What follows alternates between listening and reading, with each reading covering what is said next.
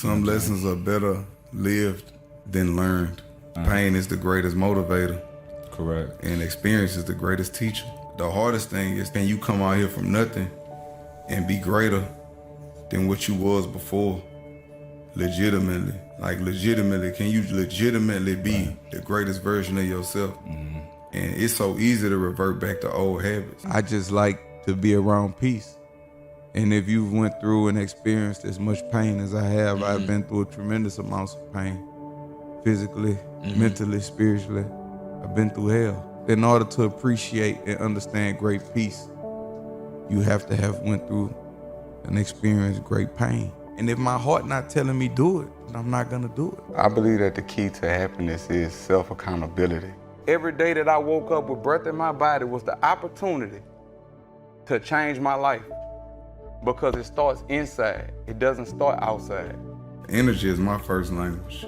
It's gonna always be that. And the times that I didn't adhere to what my heart chakra or my inside, so to say, was telling me, people say your gut feeling, the times that I didn't adhere to those type of things, I always suffered the consequences. And through that suffering, there was a lesson. And the lesson learned was I need to pay more attention to me, pay more attention to the energy. I'm on a journey now of learning to love the stranger that was once myself, because everything I did was detrimental to me. So I hated myself. I didn't love myself. Even the people I allowed myself to be around. You ever had a conversation with somebody and it just drained all the life out of you? You wasn't protecting your energy. Protecting your energy is not a crime. If I don't like you, I'm gonna stay away from you. I put positive energy into my body because the world beat us up all day. We gotta give us ourselves some positive reinforcement. Like heartbreak is very, very real. And like if you a man, I'm really most speaking of men. Ain't nothing wrong with crying. That is how we heal, that is how we release. When people start loving themselves, the world changes. Because I see me in you. You see yourself in me. We see ourselves in each other because we love ourselves. We not just loving the people in our household. Right. So that's what make it beautiful. I want to see what can I gain from this situation as opposed to letting my ego lead. Like I just had to learn how to kill my ego because I don't never want my ego to go before me. Right. I want to operate out of love. Life is a contact sport. And I associate that same willpower with what I do now. My hustle, it's relentless. I'm not gonna stop. I took a lot of losses to get where I'm at. You know what I'm saying? I took a lot of losses.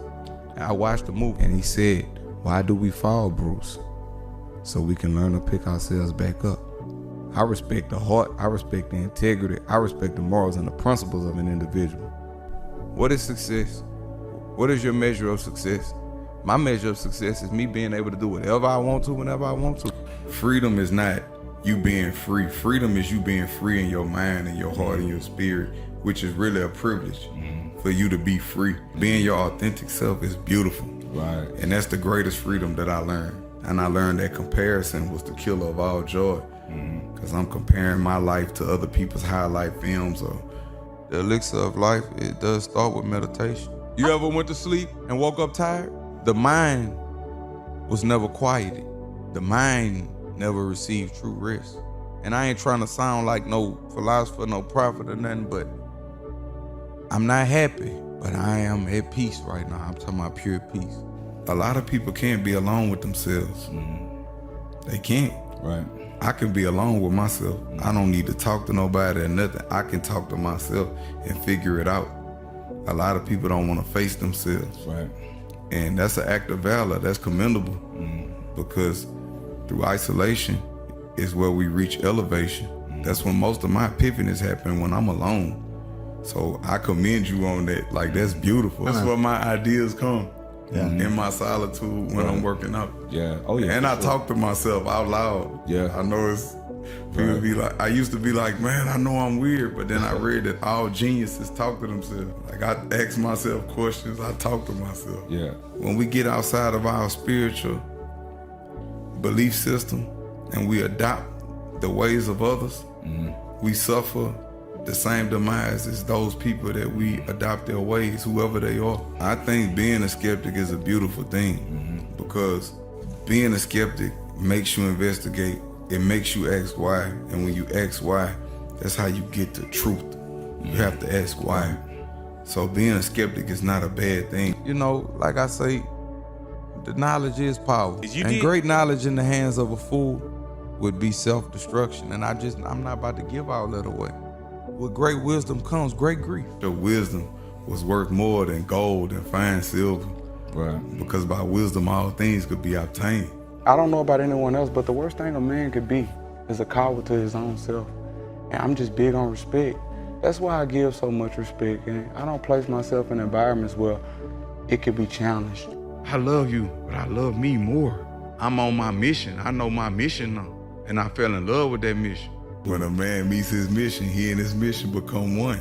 I've just found a way to deal with depression in a way that makes me happy.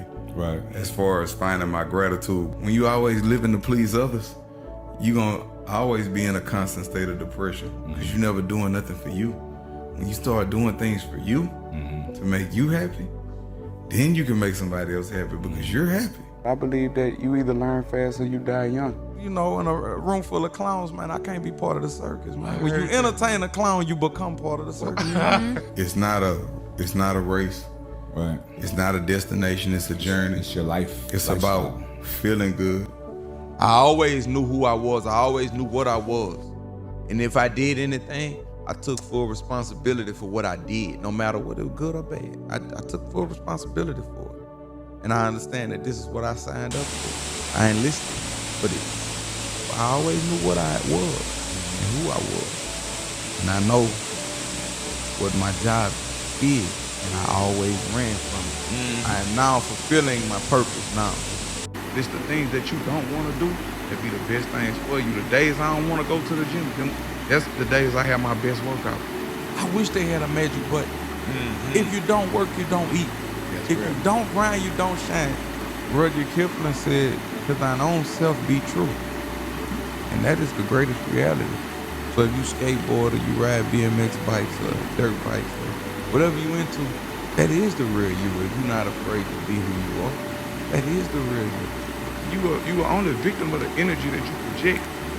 I prepare at night to have a great morning. I don't just get up and freestyle. Right. Like at nighttime, I already know what I'm probably gonna wear in the morning. Some workout clothes. I'm gonna take me a cold shower. I'm gonna drink me some hot water, key limes. I'm gonna pray, do my stretches. I go to the gym, I do my core, do my cardio, full body, everything. And it just make my day just beautiful. Whatever your process is, sometimes I listen to the nature sounds of the rain. Right. That's recovery also for the body.